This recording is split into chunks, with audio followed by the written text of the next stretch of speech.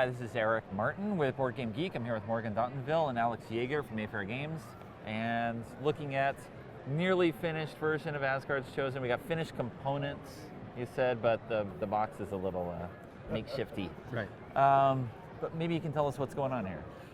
Sure. Well, what we've got going on here is we're really proud of this game in the sense that what we've got is what we call an area control game, a conflict game with deck building elements.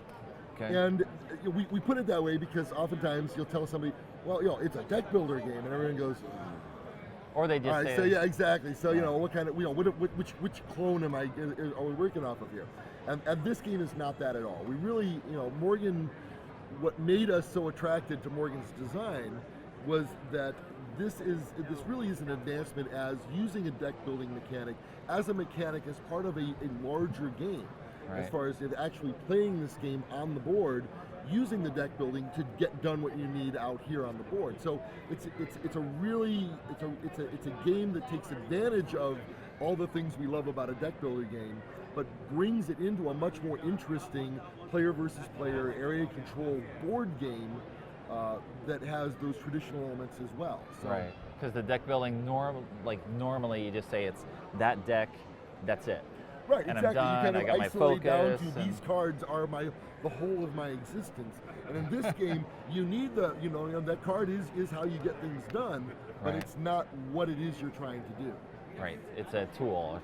It's a personalization tool, I guess, where you're going to customize yourself. So from there, It seems like you should probably describe the game. yeah, possibly, Yes. or at least some elements of Absolutely. it. Well, this game, the object of the game really is to appease gods.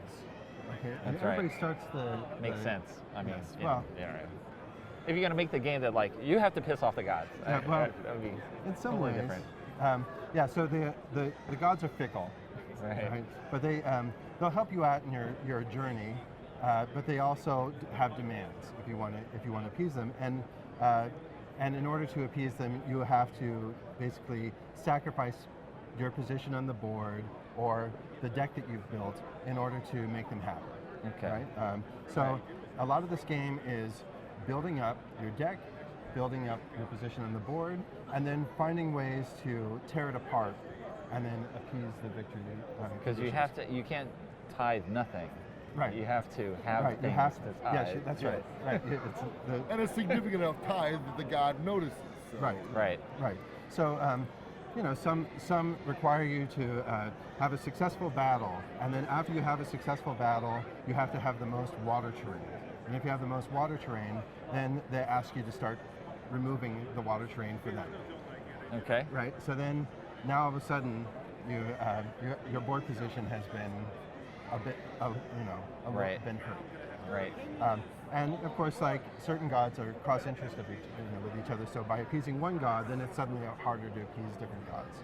So the game basically ends when a preset number is achieved, and then you run it out to its conclusion for the turn, and you see who has appeased the most at that point. Okay. So the preset number of gods that you're trying to appease, that's the goal. The goal. Right? Now, The finish line. I like a lot of variability in my games. So basically, it's set up so that there's a basic game and there's the standard game, right? So that way you can play the intro game, just get up and running. And Right. the way I like to describe it is that it puts you into second gear.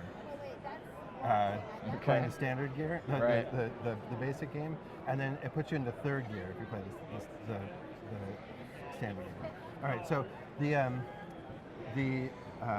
so you basically want to appease gods from your hand, but then in addition to that, you also have gods that each of the gods give you a superpower.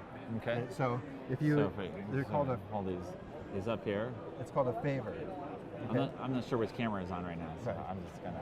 All right, so the way that the Focus it favor all. works is that you could do things like draw 5 cards, place one in your hand, then discard the rest. So you can get through your deck really quickly so that you can get other cards back into your deck, and you get an extra little boon. Or, only attack with one hero this round, but he gets a +3 power to attack, right? So then there's a lot of just helping you out on the board, helping you out trying to get creatures, a variety of different things. But then when you appease them, then they go out of your hand and out of your deck. And So then now all of a sudden you don't get that little boom. right. Okay, but likewise, they also have what's called power, which are the numbers at the top. Now, everything, many cards have power, and you use power for a variety of different things, and it's the currency of the game. The power is used to attack, power is used to defend, and power is also used to muster creatures to put into your deck, then Okay. you use for later things. So gods in the beginning of the game really have terrible, terrible power. So they're kind of interested in helping you out, but not that much. That's right. Right. Here's some schlub Right. somewhere. There you go. Doesn't What matter. have you done for me lately? All right. Right. We'll talk when you want to appease. All right. Right. So so they get you going, and they're let's be real, they're the copper of the game. They're Right. the thing that, like, by appeasing these, and all of a sudden you may not get the superpowers that you once had, but you have a more powerful deck, because then you're not getting all these little piddly ones as power in battle. Right. Okay. All right. So we You're all getting more understand. earthly bound creatures Right. and other things. Right. to- Now, to- the board itself is made from a number of different things. There are 6 terrains in the game, and which are these octagons turn squares in some ways, Right. and then there are towns and enchanted lands. okay. Each of the creatures is affiliated with one type of terrain. Right, So the okay. scrub is affiliated with the scrub.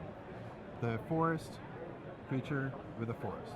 Okay? Okay. So they love being in the forest, and they love other forest creatures. So they give you certain advantages. So even though this guy's not that great, they give you an extra little bonus if you either attack from forest, or you are defending in forest, or if you're mustering other forest creatures. Okay. In addition to that, they also have powers, and for example, this Hellhound or Garmir, whenever you attack, you may draw 2 cards when attacking, but he only gets the superpower if he's attacking to or from scrub. Okay. So basically, all these cards are really overpowered, and everybody can complain about how overpowered they are. And that's the joy of the game. That's why I because love innovation. Innovation is like everything is broken. everything's but- broken. but- You're constrained by your board position Right. and by just the board itself. I mean, not all the tiles are in the game, and not all Okay. the tiles are in ideal spots. So, like, normally you play a scrub strategy, but if there are fewer scrubs in the game and they're all in the Or they're corners, yeah. then now you have to change up your strategy. Right. Or if all your scrubs are right by what's called an opposing terrain, so everybody in the scrub hates lakes, and everybody in lakes hates the scrub. That's And right. if you can't even send this guy to the lakes. Right. He hates it so much. And you can't use this guy to recruit lake creatures because they won't even hang out with you. Right.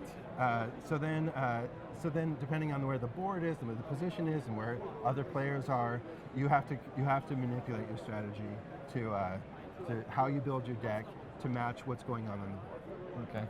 Okay. It's a very tactical and reactive game, but also you analyze the board and figure out how you're going to take advantage of the way that it's configured and how it's set up. Okay. Now, what's with the? You mentioned you wrote a designer's diary about the game. We mentioned the male and female. Quickly through a basic Well, term. let's talk about this Okay. just for a second here. These are male and female, and you have male and female heroes. Okay. Okay? So male and female heroes are going to be running around on the map, and they're going to either be attacking terrain that no one is in. This is uncontrolled terrain. It's basically the wilds, and you're trying to take it into your own place. Or you're trying to attack other people's terrain. Or you can just go and hang out in an enchanted land and bask in the glory. And you get certain bonuses based on where you've been, Right. as long as you haven't been vanquished. Okay. So I can go in here and be like, oh, I'm going to get these superpowers, and then you can go in here and smash me. All right. So that gives you Okay. an understanding of what's going on. And if I'm vanquished, then I can not get the superpower. Okay.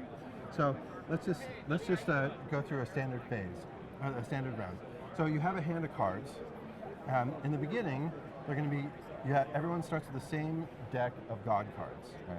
Okay. There's a variety of setups, but for the sake of this little demo, we have a hand of God cards. Now, in the beginning, when you have people on the map, you're also going to recruit some of these monster cards or item cards into your hand. Okay. Okay, depending on where you've put your pieces. If you put a guy into mountains, you could put one of your cubes in there. These are control cubes, and you would take one of them, a mountain creature, and put it into your hand. Okay. The towns are affiliated with items, so if you went into a town, you would take an item into your hand. And items give you a variety of different little superpowers, and they act differently. But it's really irritating because most items don't have any power. Okay. So having a lot of really fun superpowers is great, but it also kind of hobbles you in certain ways too. Okay. So that's, and then if you go to enchanted lands, you may have these little enchanted items that are extremely overpowered and fantastic.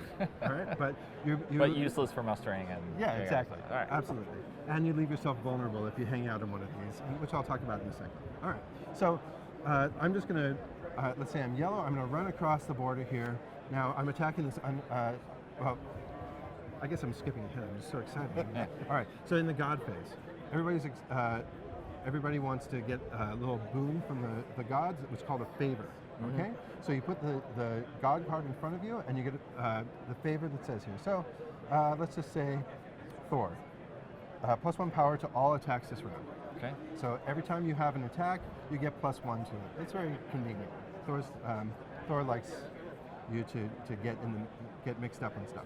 So I have, then the next is this little charm phase, which I pulled out a card just so you can see. You can play one charm card from your hand. It has a little cup, and then it gives you powers to the whole round. Okay, and then the next thing is then you have the campaign phase where you can move one of your heroes. Okay, and then after everybody moves one of their heroes, you can move one of your other heroes. You have a male hero and a female hero. Okay. This is my male hero, so I'm going to turn that over to show that the male hero has been moved. Okay. So that's what this is. Okay. All right. So now everybody knows that I've moved my male hero, and also so then they can be wary of the female hero. Right. In turn. So that I'm going to go into here, and then what's going to happen is that the local militia are going to rise up against you. Okay. All right. So there are events in the game, but the events don't do anything in the militia. Instead, there's a scrub guy who just kind of wandered into the forest, Right. and he doesn't like you at all. So he's going to defend his turf. So he gets a 2 to defend. Had he been in the scrub, You get 3. or had you been attacking from the scrub, Right. you get a 3. Okay. So because I'm attacking from a town here, there's no defense. So now, for the sake of, let's just say I have this card. I can play a card from my hand. If I play a card from my hand, you can play as many cards as you want, and in order to not lose this battle, I must beat the militia power. Right. So this is a power of 2. I have 1 from this god, and then 1 from this Huldra. Right. But this Huldra is also a forest creature, so she gets a +1 to attack. So in this case, that would be a 3. I'd stomp this guy. And you got Thor down here. Oh, and 4. Yeah, you Yeah. don't even, you Look can at just play that. this one. Yeah, I'm just gonna, for this example, I'm All just right. gonna stomp this. Thank you, Thor. I forgot all about you. Now you're gonna resent me for the rest of my life. All right, so now I'm gonna go into this area, and I'll take over. Now I have the forest terrain under my control. Right. Okay, so it's pretty straightforward. That's what happens. If you attack other people, let's just say with my next person, I come in and I attack your area. Right. All right, I get +1 power with my 4.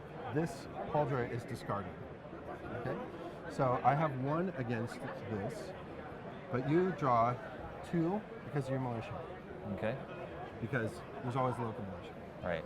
All right, for a trade. The event's that goes useless. away. Got some So fairies. now this fairy just is flitting around, and then you have to, I would have to beat the 1. Okay, so I have 1 already, so I could just play 1 card. Right. Now it's your territory though, so you have the right to defend it. All right. So as a defender, you can play as many cards as you want from your hand to defend that territory. Right. As the attacker, I can go berserk because I'm a Viking. Okay. Right? So I go into a rampage, and I can then play as many cards as I want from my hand. Okay. All right. So attacker has a huge advantage, clearly. But every card that I play during my berserk phase allows you to draw cards into your hand. Okay. The defender. Right. Right. So if you play cards, like if I go, Piddly in the front, then you can challenge me, and then if I really want to take it, I have to burn through my hand, and then you get to draw up and have a big hand. Right. Okay? And then you also have certain superpower cards that might manipulate that in different ways. Okay. Right. Like every card's broken. Right. All right. So then I would boot you out and take this, or I would retreat. Right. So it's pretty straightforward. And then this continues around until everybody's moved all their guys first and second. Okay. Now, then we go into the muster phase, just to do this quickly. All right. So then you look at where you have cubes on the board. I go first, so I have the ability to muster. So I would look. I have bog, Forest, bog. hills, scrub, a town, and forest. Well, each one of these allows me access to the bottom row of this. Okay. And each one of my heroes in an area allows me to do a scout into the back row. Okay. So I can currently scout bog creatures, and I can scout forest creatures. So I could buy this. I could not buy this because I don't have mountains. I could You're not buy not this because I'm enchanted. not there. But I could buy this, and I have a town, so I could buy that. Okay. Now, what you buy is in the bottom corner here. So this is 2, this is 2, 4, 2. Okay? You're also in the forest. Yes, I am in the forest, so I So could you do that. so I could pay 4, and then Okay. you pay 4 from your hand. You would get bonuses if you match the terrain type, Right. and then you would take this and it would go into your discard pile along with whatever you spent. Okay. So But again, with the overall goal of claiming certain things to. I'm getting those gods. Getting those appeased gods and out out of there. your deck. So one of the classic mistakes you can play in this game is you just forget to win. You're like, I'm going to I'm build up making my an awesome character. deck. Oh, my deck is so good. Oh, and then suddenly you have this really big deck, and you never can get to the god cards because you have all these great cards that are doing all these other things. So you have to tailor your deck to try to be smooth and streamlined. When you're appeasing gods, the gods can be appeased in one in each phase. Right. So you could have a nice little run where you're like, oh, sacrifice 3 creatures to the barrow during the god phase, and then you sacrifice 3 creatures. But now all of a sudden, you don't have a really great hand anymore because you've gotten rid of your creatures. So it's going to be more difficult to fight or more difficult to muster. Right. So if you get behind that curve, you have to know when to tear down your empire, right? Right. So that's a lot of the ebb and flow of the game. You push out, you pull back in. You push out, you pull back in, and that's Excellent. the same with the deck, same with the board, and then in the meanwhile, you just are like bumping elbows into one another. Right. And the thing that I intended to design this to be is that if I'm attacking you, it's because I want to appease a god. Yes. It's not Because chance. I want to it's win. not just It's not caprice. It's not folly. So it's all about making sure that I win. Right. So everybody understands that when someone's hitting you, all right, let's do it, and they bone up and you just do it. The other thing too is that there's one of the gods is Balder, and if both of your heroes are vanquished and you have him in your hand, you appease him. So if you get ganged up on, you can possibly. you can actually get him out. get a victory point out. All right. Well, awesome. I love the sound of it. Yes. Disappointed it's not here, but No, it is, and what's great about it is that there's so many different play styles. You've got 3 different levels. There's an introductory, there's a basic, there's a standard game. It plays 2 to 4 players. There's also a solitaire mode. There's Right. a co-op mode. All of that stuff is going on here. So I think there's a lot of different ways. There's a lot to explore as part of this game, and we will have it out hopefully by the end of the month. We're so excited to try and get this out the door. And just so you know, there's a 2-player aggressive mode, and there's a 2-player co-op mode. So Right. anybody who's confused that one is one or the other, you can play either way. So the 2-player game works with just playing it as a normal game, and the 2-player game works as a co-op, and the Right. board will fashion accordingly. These pieces are modular, so we end up with a variety of different boards. So some may not be in the game at all, so you may have a few scrubs or whatever. Right. Yeah, just for everything. Yes. Because you got to do that. All right, thank you very much. Super. Thanks. Thanks.